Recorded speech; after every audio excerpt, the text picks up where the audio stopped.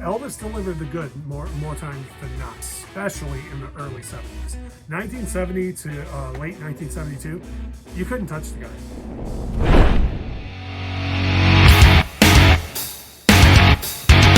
This album I have talked about on the podcast, which, by the way, if you're not listening to the Infectious Groove podcast, you should be.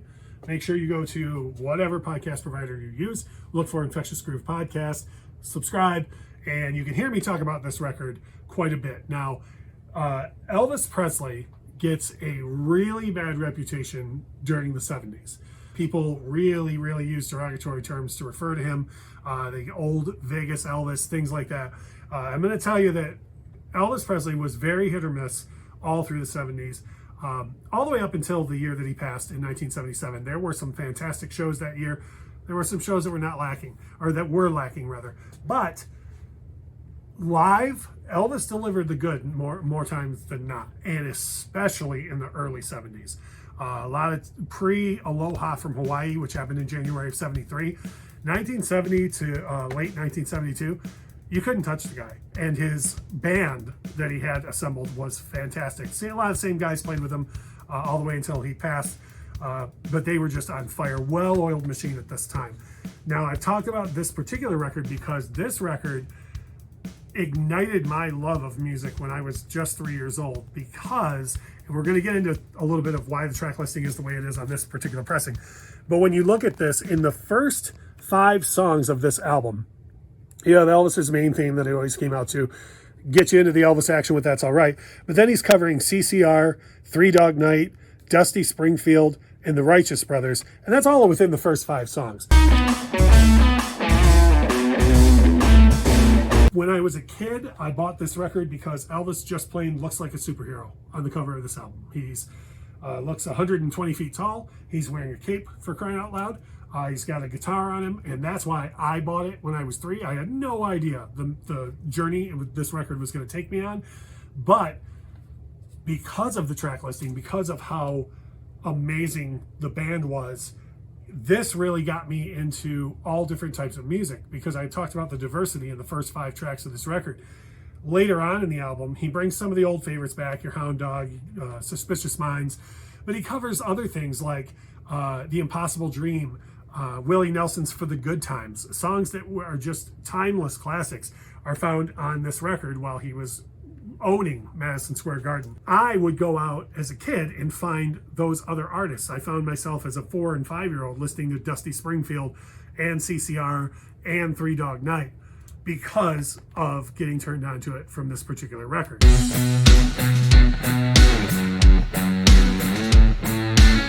Now, let's talk about why this pressing is special to me.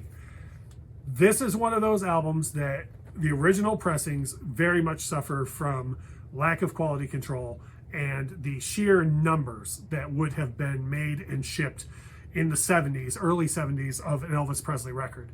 The entirety of the concert is shoved onto one LP, which causes all sorts of intergroove distortion problem as you near the end of each side for the original. On top of that, they were cranking those records out so much at that time that little to no care was taken with the actual pressing, the mastering, the sound of the show. And when you're dealing with a show that's so electric as this is, and a lineup that's so on fire as it is, it really deserves to have a better pressing and a better sounding version of it. So you get this here. Sony Legacy Pressings did this, I want to say, about 5 years ago or so.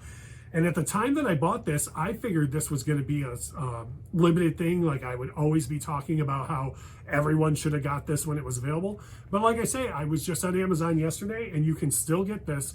All you really need to do if you want to get into this record is look for Elvis as recorded at Madison Square Garden, but make sure that you search for 2LP, and it will. There's only one 2LP version of this record. And this is what you'll find. And you can get it for such a low price that it sounds fantastic. Now, if we look at the track listing again, you notice how it's broken up. They did a really good job at picking smart places in the show to switch over to the other side. And I want to talk a little bit about the mastering process that I said before. When you listen to something like Polk Salad Annie on the original, in the middle of the song, it quite honestly almost sounds like a fan bootleg on the original pressing of it. A lot of mess, a lot of crowd noise. With this one, it's able to breathe and stretch out a little bit more over the 2 LPs. Jerry Scheff does a masterclass bass solo in the middle of Polk Salad Annie that you can't even hear on the original pressing of this record. But for $20, you can get the 2 LP version and hear Jerry Scheff damn near play lead guitar on his distorted bass in the middle of this amazing Elvis concert. So it's just a fantastic pressing that I think everybody should own.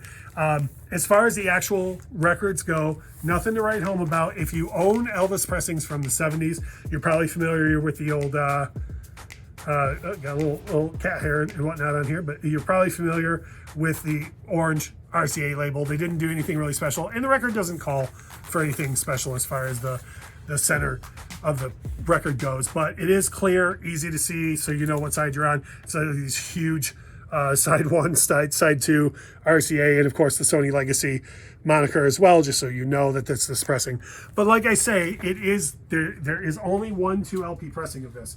Now I want to be clear, you can walk into any record store in America and find Elvis as recorded at Madison Square Garden for $5, an original pressing.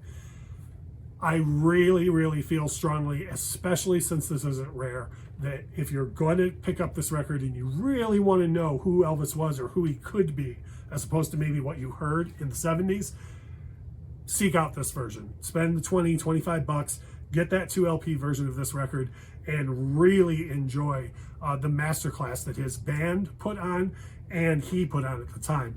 So one other side note for Elvis fans, this show is taken from the evening show in June of 1972. Elvis sold out Madison Square Garden 5 times in 2 days because he was just that amazing at that time. And this is the evening show of one of those 2 days. There is an afternoon show that was available, but it's never been pressed on vinyl. And to be quite honest, I like this show a little bit better. I think the band's a little bit more in tune in the evening, and Elvis is certainly a little more on fire. Maybe a little more woke up during the evening performance, but don't know if we'll ever hear those other 3 performances, but this here is absolutely something everybody should listen to.